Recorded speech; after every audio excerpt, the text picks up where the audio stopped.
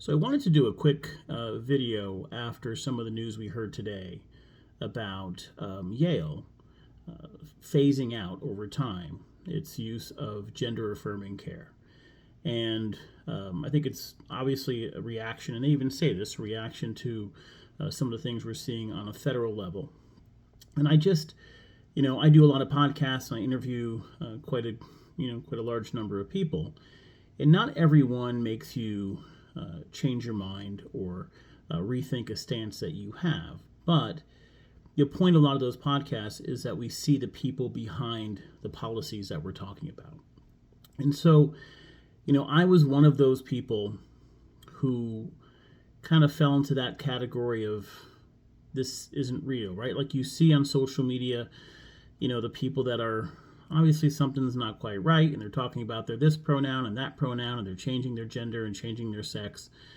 And, medically we're born male and female, and to a certain extent I could, one of those people that were laughing when someone says, well, when I was 11, I wanted to be Batman.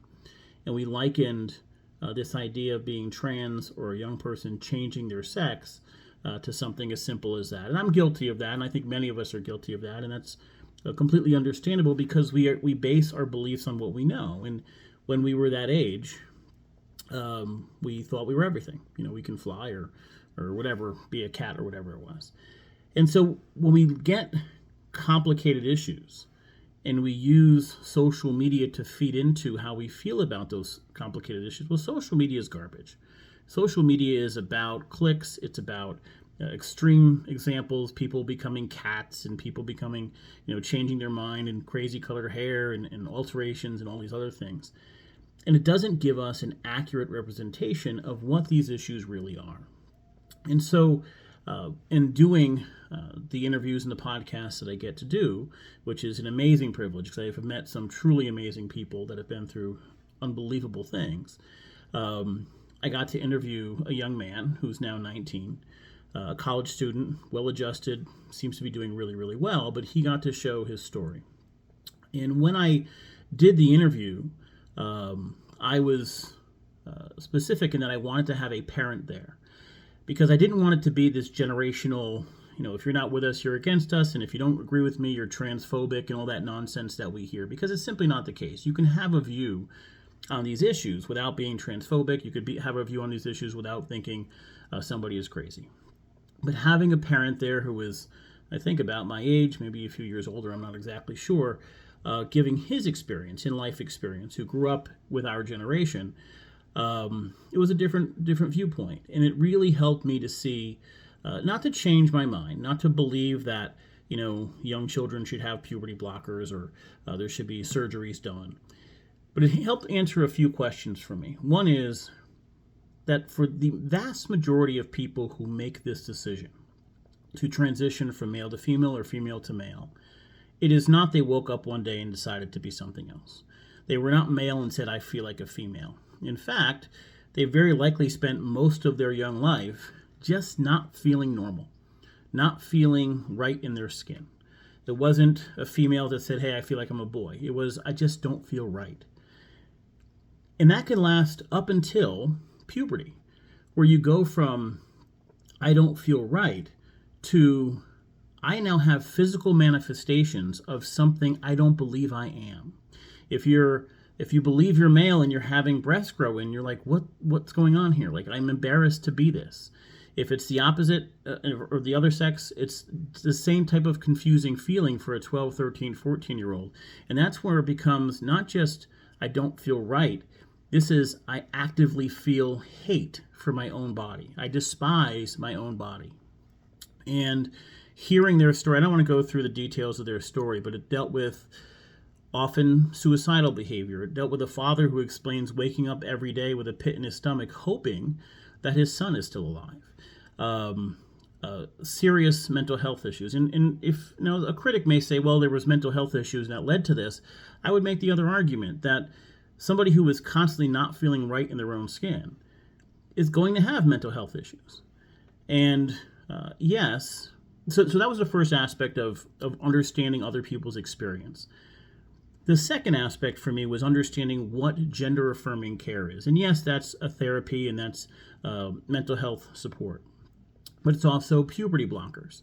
Now, the idea of puberty blockers is all it does is it stops puberty from happening. It's not permanent. If you stop taking them, your body will eventually go back to normal. You don't have any real permanent change until you start taking testosterone or estrogen, and that's a different type of process, and it's a very long, lengthy process to do that.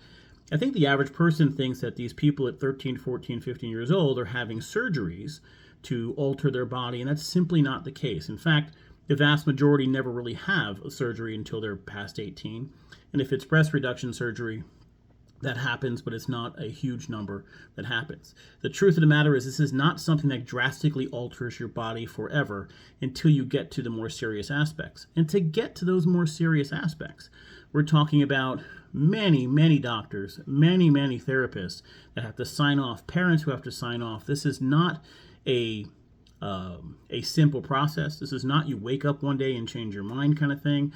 This is a lengthy, long, painful process that children and adults have to go through. Now, if you're like me, most of your information came from videos you saw on social media for a very long time.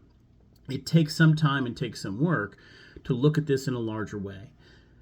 In this particular example of the podcast, and you can see this on the Steve Mazzacane podcast, they pointed to the amazing care they got at Yale, even well before any type of surgery or any type of puberty blockers, of the unbelievable support they got at Yale.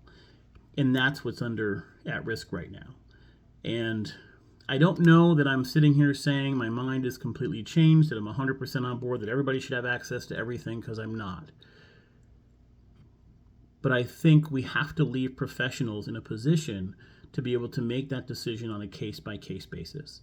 And if 4 or 5 doctors and 4 or 5 therapists come to a conclusion that are far more informed than I am. Now, I know the thought process is, well, they lean left and they're going to push this. I don't think that's really the case. I don't think you're going to get that through 6, 7, 8 professionals. And the lengthy process that a family, that a child and their parents are going to go through, it's not something that is just willy-nilly change your mind type of thing. And so I look at this decision by Yale. Now, granted, if Trump is out of office in 3 or 4 years, they may go back to it. Immediately, we saw a press release from the Republican Party basically saying this was a good thing and that Yale had done this only for political purposes. I don't buy into that at all. And just because we don't understand a situation doesn't mean it's not legitimate for someone else. So I think my journey on this is, I haven't stopped and changed every thought I had. I haven't come to any conclusion. I'm not going to be an activist either way, except to be an activist for, I strongly encourage you to get information. Talk to people who have transitioned. Talk to people who may not have, who are considering it. Talk to those that transitioned and then regretted it. It's okay to get as many different viewpoints as we can, and I will actively seek that out on the podcast as well. Go watch the podcast with Levi and Bob Berger. Both of them were excellent. Bob, if you're older, I would say over 40, you relate to a lot, because he was like us. Like, he was not someone thinking, man, a kid should just change their sex. And he'll explain the process that he went through as well. So that was my, when I'm asking all these questions and hosting these podcasts, I go through a journey too. And hopefully that journey is one that's mirrored by other people, or it may not change your mind, but at the very least, it makes you think differently, that other people have experiences that we may not be able to relate to. And sometimes we have to be open to those experiences and then being able to do something we may not agree with on its surface, but makes sense for them. Anyway, that's my experience. I will try. I know somebody in the comments on YouTube posted, can you have the alternate side, maybe somebody who transitioned and wanted to undo it or did not, was not happy having done that. I will look for somebody in that category and try to interview them as well. We'll try to get both sides, or as many sides as humanly possible, on the issue. But that's my thoughts. I hope it helps, and we'll talk to you soon.